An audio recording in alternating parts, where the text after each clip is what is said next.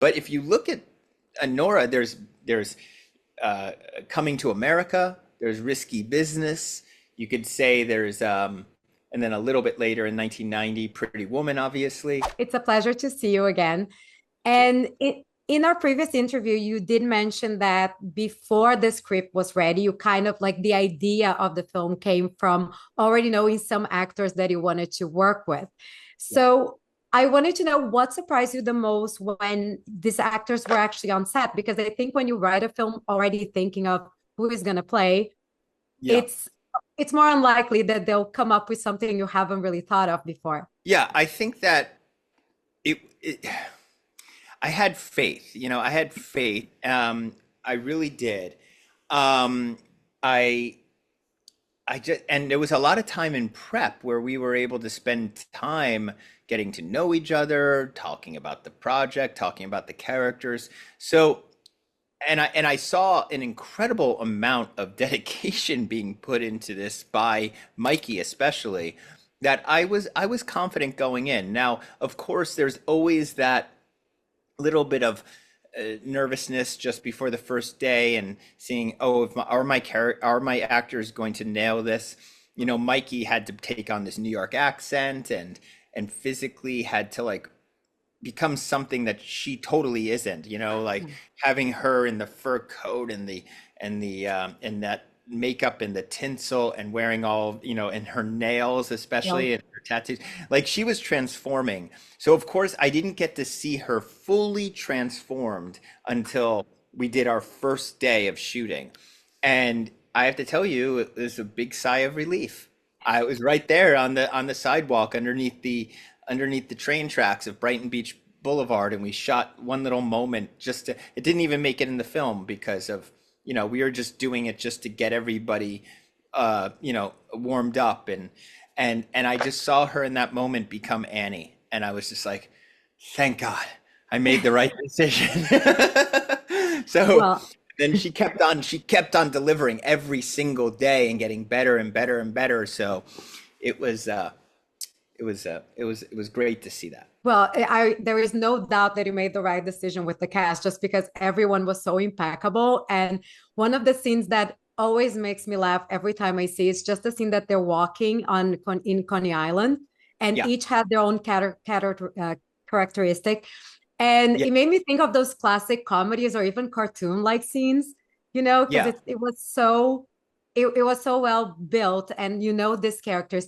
So it made me also wonder what type of films that inspired you to have this very peculiar view for comedies, because you have your very unique sense of humor. I pull from a lot. I've studied film for all my life, so I'm actually, very. I think that I'm subconsciously pulling from a lot. I mean, people have been bringing up Billy Wilder, and that's true. Mhm. I mean, we were taught bringing up Baby at NYU, and I think a few years later I saw 1, 2, 3, and that was the one. I think there's more DNA from 1, 2, 3 in the film.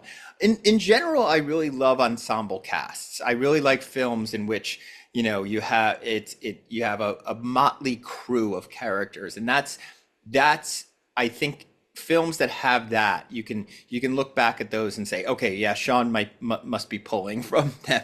I know in hindsight I look at this and I'm like, wow, the 80s had much more of an impact on me than I thought. I always thought I was like all 70s, like really pulling from 70s cinema. But if you look at Anora, there's Coming to America, there's Risky Business. You could say there's and then a little bit later in 1990, Pretty Woman, obviously. So I think that's when I was growing up in the 80s, and I think that I must have absorbed a lot. Yeah, so it's all over the place. It runs the gamut. And then there's the style too. There's the style Mhm. and the stuff that I gave to my cinematographer, Drew Daniels, to look at.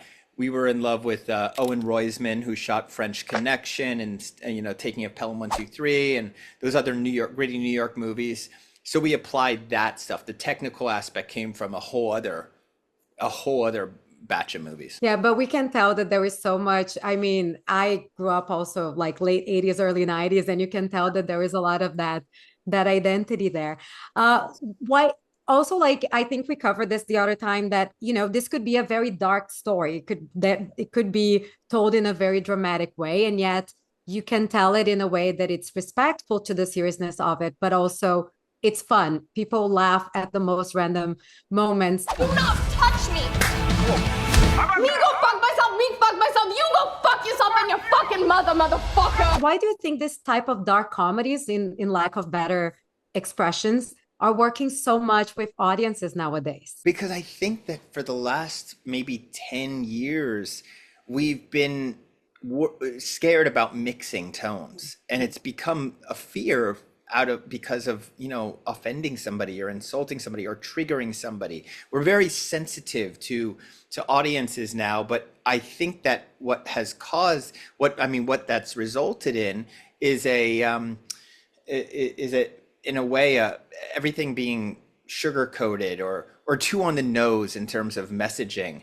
You know, if a film is going to be dark, it has to be just miserablest from beginning to end. If it's going to be funny, it's going to be light. It's going to be light from beginning to end.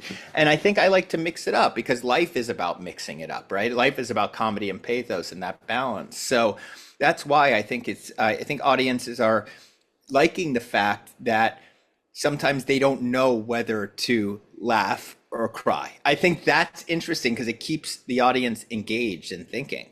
If it's not just like, okay, here comes, and I'm being told what to think. I'm being told what to think. Now they're actually thinking on their own. So just because we don't have so much time, but I did want to ask you about the soundtrack, because that's almost a character on its own.